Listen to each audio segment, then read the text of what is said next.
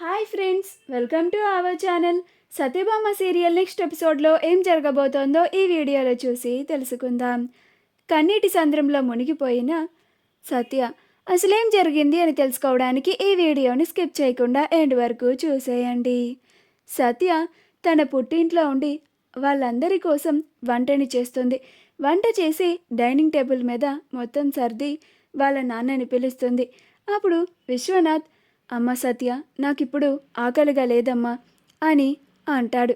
అప్పుడు సత్య విశ్వనాథ్ దగ్గరికి వచ్చి, నాన్న, మీరు భోజనం చేయకుండా ఈ ఇంట్లో మిగతా వాళ్ళు భోజనం చేస్తారు అనేది అస్సలు జరగదు. మీరు తింటేనే ఈ ఇంట్లో అందరూ తింటారు. పోనీ మీరు ఎన్నాళ్ళు తినరో చెప్పండి. అప్పటి వరకు నేను మిమ్మల్ని కదిలించను, అడగను, ఇబ్బంది పెట్టను కూడా అని అంటుంది. ఇప్పుడు విశ్వనాథ్, ఎక్కడమ్మా, నాకు నా కన్నీళ్లతోనే నా కడుపు నిండిపోయింది అని బాధపడుతూ ఉంటాడు.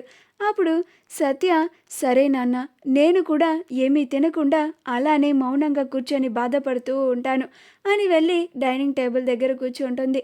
అలా జయమ్మని శాంతమ్మని, నానమ్మ, నువ్వు టాబ్లెట్స్ వేసుకున్నావా అని అంటుంది. అప్పుడు శాంతమ్మ, ఎక్కడ, ఏదన్నా కడుపులో పడితేనే కదా టాబ్లెట్ వేసుకోవడానికి అని అంటుంది. అప్పుడు సత్య, అంతేలే నానమ్మ, అయినా మన చేతుల్లో లేదు కదా అని అంటుంది. ఇలా బాధపడుతూ కూర్చుంటే ఏం వస్తుంది నాన్న, కొంచెం ఆహారం తీసుకుంటేనే కదా మనిషిలో కొంచెం అన్న శక్తి ఉంటుంది, ఏదైనా చేయడానికి ఉంటుంది. అయినా నా మాటని ఇంట్లో పట్టించుకునే వాళ్ళే లేరు.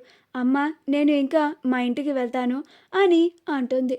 అప్పుడు విశ్వనాథ్, అమ్మ సత్య, వద్దులేమ్మా, నేను తినడానికి వస్తాను అని వస్తాడు. అలా అందరికీ కరెక్ట్గా భోజనాన్ని వడ్డిస్తూ ఉండగా కరెంటు పోతుంది. అప్పుడు విశ్వనాథ్, రే హర్ష, ముందు నువ్వు కరెంట్ ఆఫీస్కి కాల్ చేసి ఏమైందో కనుక్కో అని అంటాడు. అప్పుడు హర్ష కరెంట్ ఆఫీస్కి కాల్ చేస్తాడు. అప్పుడు వాళ్ళు లిఫ్ట్ చేస్తారు.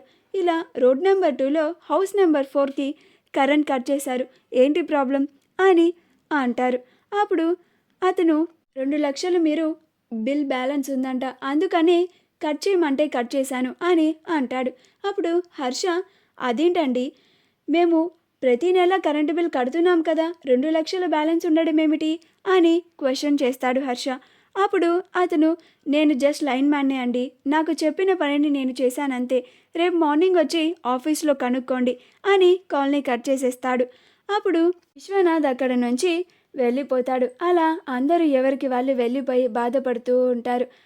సంధ్య వాళ్ళ ఫ్రెండ్తో కాల్లో ఏడుస్తూ మాట్లాడుతూ ఉంటుంది. ఇదంతా సత్య చాటుగా వింటూ ఉంటుంది.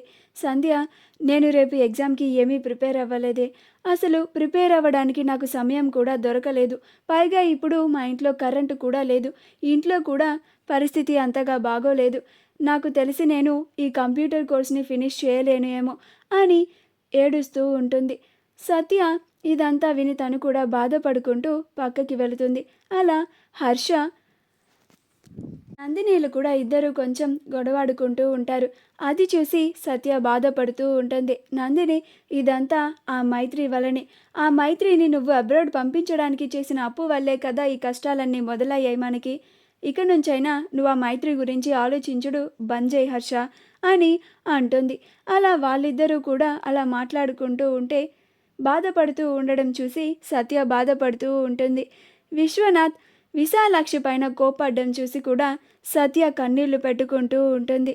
అలా విశ్వనాథ్ విశాలాక్షి దగ్గరికి వచ్చి, సారీ విశాలాక్షి, ఈ కోపం అంతా నీ మీద కాదు, ఏదో బాధలో అలా మాట్లాడేశాను అని అంటాడు. మా వీడియో కనుక మీకు నచ్చినట్లయితే లైక్ చేయండి, షేర్ చేయండి, మా ఛానల్ని సబ్స్క్రైబ్ చేసుకోండి, పక్కనే ఉన్న బెల్ ఐకాన్ని క్లిక్ చేయడం మాత్రం మర్చిపోకండి.